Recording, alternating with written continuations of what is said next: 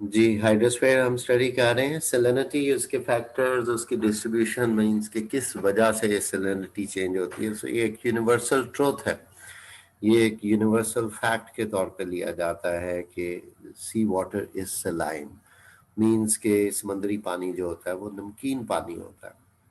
सो उसमें जो नमक का सोर्स है बेसिकली वो क्या है कि दरिया जो मुख्तलिफ इलाकों से गुजर के आते हैं, और जैसे हमने चैप्टर नंबर 6 में वर्क ऑफ रिवर पढ़ा था कि रॉक्स को वो डिसॉल्व करता है, सोल्यूशन के प्रोसेस से भी वो इरोजन करता है, और फिर उसको ट्रांसपोर्ट करता है, वो भी प्रोसेस सोल्यूशन का ही हमने पढ़ा था।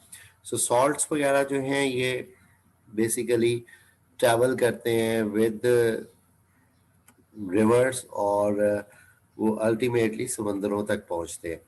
सो समंदरों में जो प्रोसेस है वो ये है कि वहाँ से इवेपोरेशन होती है, पानी जो है वो वेपराइज हो जाता है। इवेपोरेशन के प्रोसेस में प्योर वाटर जो है वो आगे जाके वेपराइज होता है और जाके कंडेंस होकर रेनफॉल कॉज करता है, या क्लाउड्स की जब फॉर्मेशन होती है तो स्नोफॉल और रेनफॉल जो है वो बिल्कुल फ्रेश वाटर के तौर पे होती है। लेकिन जो नमकियात, जो सॉल्ट्स समंदर तक पहुंच चुके होते हैं, वो समंदर के अंदर उनकी कंसंट्रेशन, उनकी अमाउंट जो है वो बढ़ती जाती है।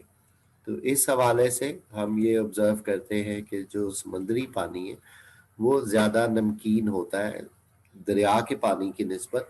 हालांकि जो नमकियात लाए जा रहे हैं वो दरिया से ही लाए जा रहे हैं, दरिया ही उसको कैरी करके लेके आ रहा है, लेकिन दरिया में पानी की जो मिकदार है वो नमकियात या सॉल्ट्स की मिकदार के कंपैरिजन में ज़्यादा होती है, इसलिए वो कम नमकीन पानी होता है, या वो तकरीबन फ्रेश पानी वाटर ही कंसिडर किया जाता है। जबकि समंदरों में वो मिकदार बढ़ते बढ़ते 35 ग्राम पर केजी तक आ जाती है। मीन्स कि अगर आप 1 किलोग्राम पानी का सैंपल कलेक्ट करते हैं समंदर से, तो उसके अंदर 35 ग्राम नमक की मिकदार मौजूद होती है। सो इस हवाले से सॉल्ट्स एंड सी वाटर को अगर हम देखें, सबसे पहली बात तो ये है कि इसका सोर्स क्या है। इसका सोर्स समंदरों में गिरने वाले वो दरिया हैं जो चट्टानों के अपने अंदर डिसॉल्व करते हुए उन सॉल्ट्स को कैरी करके समंदरों तक पहुंचा रहे हैं। ऑन एवरेज जो सैलिनिटी की मिकदार है या जो समंदर में नमकियात की मिकदार है वो 35 ग्राम बनती है टोटल। और उसमें अगर हम कंसंट्रेशंस को देखें, जैसे यहाँ पे आपके सामने ये ग्राफ में नज़र आ रहा है कि इसमें जो है वो आपको विजिबल होगा कि ये पानी का एक सैंपल दिया गया है जिसमें 965 ग्राम पानी और 35 ग्राम नमक। यानी जैसे मैंने कहा कि समुंदर के पानी से अगर 1000 ग्राम का सैंपल कलेक्ट किया जाए, यानी 1 किलोग्राम पानी कलेक्ट किया जाए, तो उसमें पानी का वजन 965 ग्राम और सॉल्ट का वजन 35 ग्राम होगा। सो इसको यहाँ पे आप देख रहे हैं, ये परसेंटेज नहीं लिखी हुई, ये 35 आउट ऑफ 1000 लिखा हुआ है। मीन्स के सॉल्ट जो है वो 1000 ग्राम में से 35 ग्राम है। और अगर इसको परसेंटेज में देखा जाए तो ये 3.5% सोल्यूशन बनेगा। It will not be considered as 35%, it will be 3.5%। जहां तक नमकियात की मिकदार की तादाद, मतलब मिकदार और उनकी टाइप्स का हवाले से आप देख रहे हैं कि सबसे ज्यादा मिकदार में पाया जाने वाला जो नमक है समुद्री पानी में वो NaCl है, जिसको हम रॉक सॉल्ट कहते हैं, जिसको हम खाने का नमक कहते हैं। दूसरे नंबर पे मैग्नीशियम क्लोराइड है 5 ग्राम, सोडियम सल्फेट 4.09 ग्राम, कैल्शियम क्लोराइड जो है वो 1.1516 ग्राम्स, सोडियम बाइकार्बोनेट 0.02 ग्राम्स, फिर पोटाशियम ब्रोमाइड है, ठीक है जी, वो आपके सामने 0.1। और इसमें हम देखते हैं कि जो दरियाओं में आने वाला पानी है उस पानी में बहुत ज़्यादा मिकदार में कैल्शियम कार्बोनेट होता है जो कि समंदरों तक पहुंचता भी है। कैल्शियम कार्बोनेट कॉन्टिनेंट्स पे मौजूद जो चट्टानें हैं उनमें एक बहुत बड़ी मिकदार में पाई जाने वाली चट्टान है, और वो पानी में हल पजीर भी है, वो डिजॉल्व भी होती है, लेकिन वो समुद्री पानी में बहुत कम मिकदार में मिलती है। उसकी रीज़न ये है कि जो कैल्शियम कार्बोनेट है उसको मेरीन लाइफ या समुद्री जो हयात है वो उसको कंज्यूम करना शुरू कर देती है, उससे उनके शेल्स बनते हैं, उनके स्केलेटन्स बनते हैं, और समंदर के पानी में उसकी मिकदार आपको कम से कम मिलेगी। उसके कंपैरिजन में आप देखते हैं सोडियम क्लोराइड कम मिकदार में मौजूद एक चट्टान है या एक मिनरल है, लेकिन इसकी मिकदार आपको सबसे ज़्यादा मिल रही है समुद्री पानी के अंदर। उसकी वजह यह है कि इसका कोई यूजेज नहीं है, इसकी कोई कंजम्पशन नहीं है। ये मुख्तलिफ जो ऑर्गेनिजम्स हैं वो इसको कंज्यूम नहीं करते। समंदर में पानी के हवाले से जो मतलब रेशो बन रही है वो यही बन रही है कि आउट ऑफ 1000 पार्ट्स यानी 1000 grams 35 parts would be of salt. तो सॉल्ट जो है वो 35 ग्राम टोटल मिलता है। अब सैलिनिटी को इफेक्ट करने वाले फैक्टर्स कौन से हैं, किन का डायरेक्ट रिलेशनशिप है, किन का इनवर्स रिलेशनशिप है। टेम्परेचर अगर आप बढ़ाते हैं, पानी का टेम्परेचर अगर बढ़ता है, समुद्री इलाका ऐसा जो गर्म इलाके में मौजूद होगा, वहां पे आप देखेंगे कि नमक की मिकदार ज्यादा हाल हुई होगी। उसकी वजह सिंपल सी है कि गर्म पानी की सॉल्ट्स को डिजॉल्व करने की कैपेसिटी ज्यादा होती है। ठंडे पानी में सॉल्ट्स जो है वो नीचे बैठना शुरू कर देंगे, वो प्रेसिपिटेट कर देंगे, वो सेटल हो जाएंगे, वो हल पजीर नहीं होंगे, वो डिजॉल्व फॉर्म में नहीं होंगे। तो सैलिनिटी हमेशा उस अमाउंट ऑफ सॉल्ट को कहा जाता है जो पानी में हल हुई हो, जो पानी में डिजॉल्व हो। तो इस हवाले से गर्म पानी या गर्म इलाकों के जो समंदर है वहां पे आपको सैलिनिटी की मिकदार ज्यादा मिलेगी, और जहां पे समुद्री पानी का टेम्परेचर कम होगा वहां पे सैलिनिटी की अमाउंट जो है वो कम मिलती है। इसी तरह से दूसरा फैक्टर इवेपोरेशन का है, टेम्परेचर पे ही डिपेंडेंट है, लेकिन हम सिंपली कह सकते हैं कि जब वेपराइजेशन ज़्यादा होती है, जब इवेपोरेशन ज़्यादा होती है, पानी बुखारात बन के उड़ रहा होता है, तो वो पानी जो है वो तो एस्केप कर जाएगा उस सोल्यूशन में से, लेकिन जो कंसंट्रेशन ऑफ सॉल्ट है यानी सॉल्ट की मिकदार with reference to the amount of water वो बढ़ जाएगी। सो अकॉर्डिंगली हम कह सकते हैं कि जहाँ पे इवेपोरेशन होती है वहाँ पे सैलिनिटी इंक्रीज करती है। So it is also dependent upon the temperature.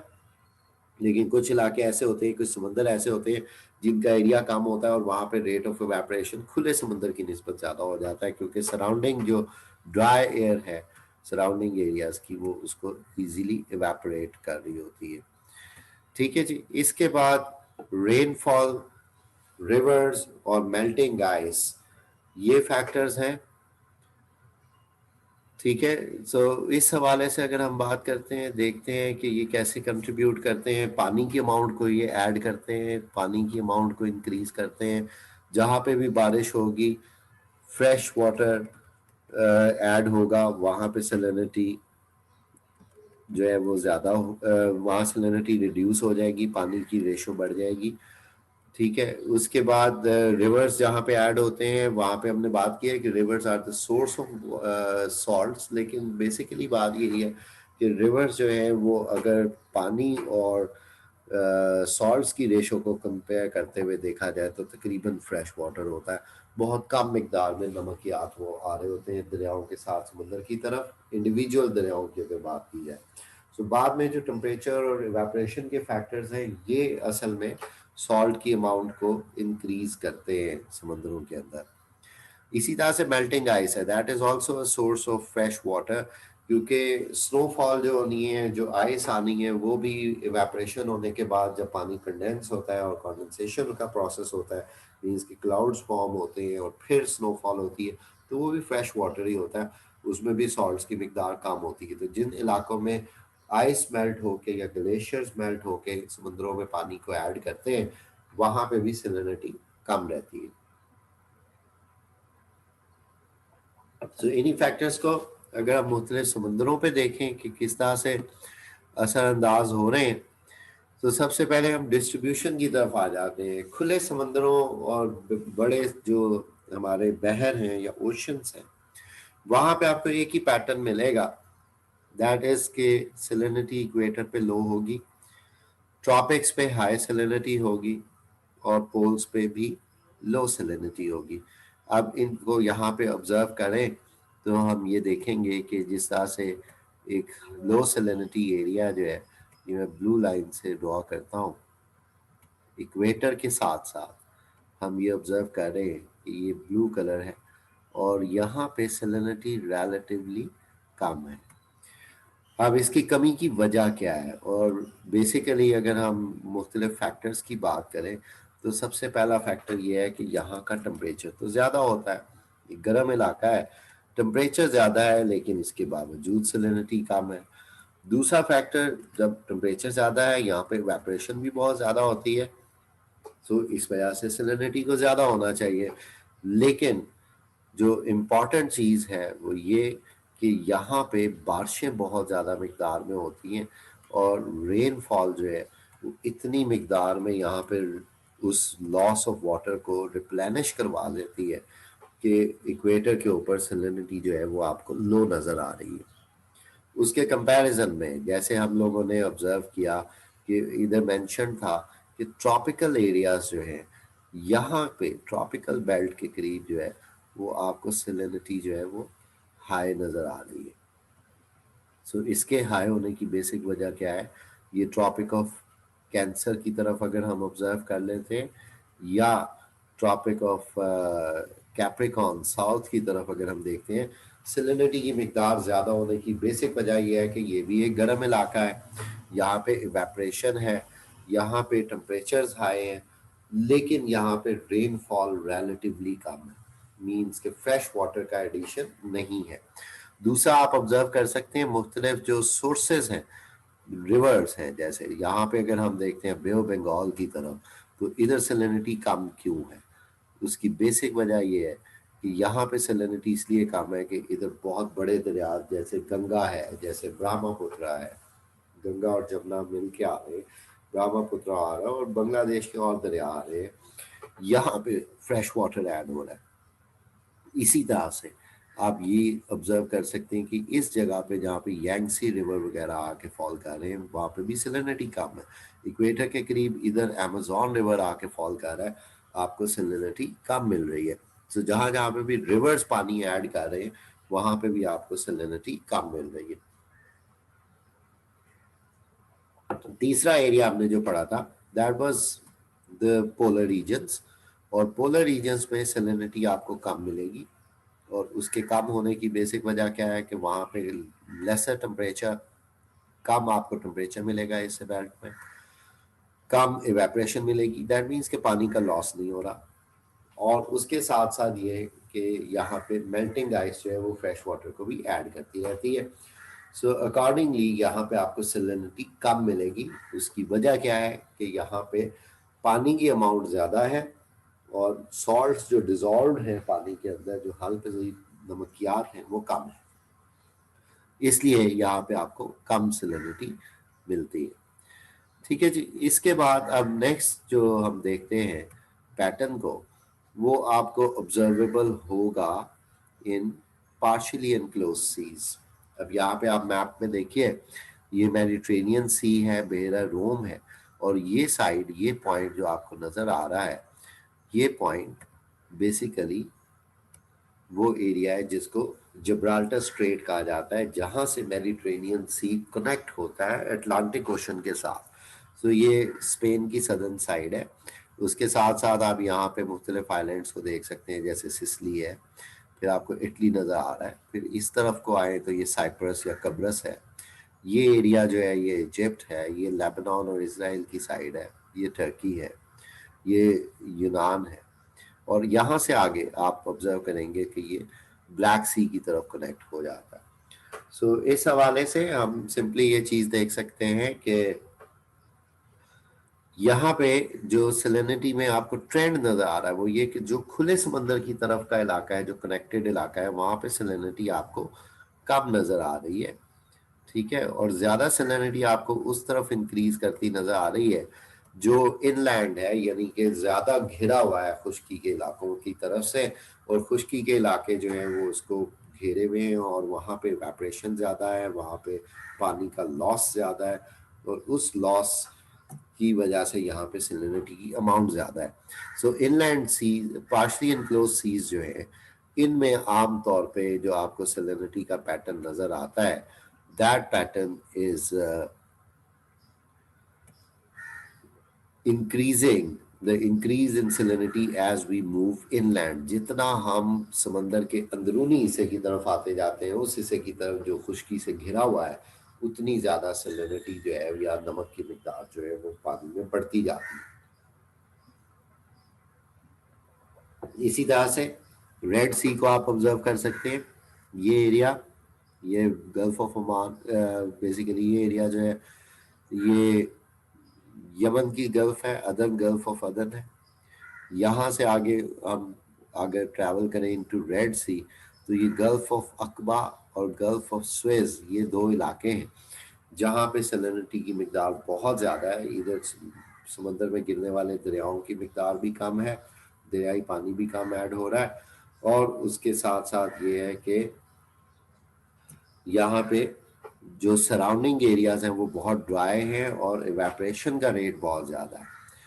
ठीक है, तो इस हवाले से यहाँ पे भी आपको सैलिनिटी की अमाउंट जो है वो ग्रीन से येलो, येलो से ऑरेंज, रेड नज़र आ रही है, जो कि ज़्यादा को शो कर रही है। तकरीबन 40 ग्राम तक ये पहुंच जाती है इन इंटीरियर एरियाज में। उसके बाद नेक्स्ट जो हम ऑब्जर्व करते हैं वो सैलिनिटी है इनलैंड सीज में। अब इनलैंड सीज की एग्जांपल्स देख सकते हैं। एक तो हमारे पास एग्जांपल इसमें आती है जी, डेड सी। ठीक है, ये बेसिकली इसराइल के साथ है, और इसका जो वेस्टर्न साइड आती है वो West Bank of Jordan river rather कहा जाता है। डेड सी में जो रिवर फॉल कर रहा है वो जॉर्डन रिवर आके फॉल कर रहा है। दूसरा सी आप यहाँ पे ऑब्जर्व कर सकते हैं, दैट इज कैस्पियन सी। इसमें ये आपके सामने जो डेल्टा नजर आ रहा है, ये वोल्गा रिवर का डेल्टा है। सो रिवर वोल्गा जहाँ पे पानी ऐड कर रहा है, वहाँ पे तो आपको सैलिनिटी कम मिल रही है, आप स्केल से ऑब्जर्व भी कर सकते हैं।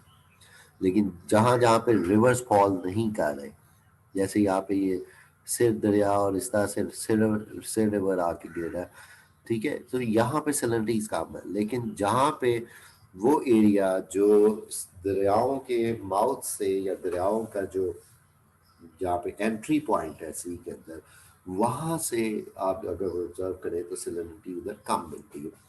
Dead Sea is the saltiest water body. इधर जो आपको सैलिनिटी मिलेगी वो 238 ग्राम्स पर 1000 ग्राम्स ऑफ वाटर मिलेगी। कि यहाँ पे जो अगर 1 किलो पानी का सैंपल कलेक्ट किया जाए, that water sample will have 238 grams of salt dissolve in it. तो इतना ज़्यादा नमक है डेड सी में कि उसकी वजह से समुद्री पानी की जो डेंसिटी है वो बहुत ज़्यादा है, कसाफत बहुत ज़्यादा है। ठीक है, और उस कॉन्सेप्ट के मुताबिक इसमें कोई चीज़ भी जिंदा नहीं है, क्योंकि इसमें इतनी ज़्यादा सैलिनिटी है कि इसमें ऑक्सीजन लेवल भी पानी में बहुत कम होता है। और दूसरी बात कि इसमें कोई चीज़ डूबती नहीं है, इंसान भी इस पे फ्लोट करता है, और उसकी वजह यह है कि इस पानी की डेंसिटी बहुत ज़्यादा है, इसकी कसाफत बहुत ज़्यादा है। ये आम पानी की निस्बत 1.25 गुना ज़्यादा कसीफ या 1.2824 टाइम्स ज़्यादा डेंस है। ठीक है, तो इस हवाले से ये डेड सी जो है वो सॉल्टियस्ट वाटर बॉडी कंसिडर की जाती है और इनलैंड सीज की एग्जांपल में आती है। ठीक है जी, तो ये हमारे आज का टॉपिक था about the salinity and it's distribution.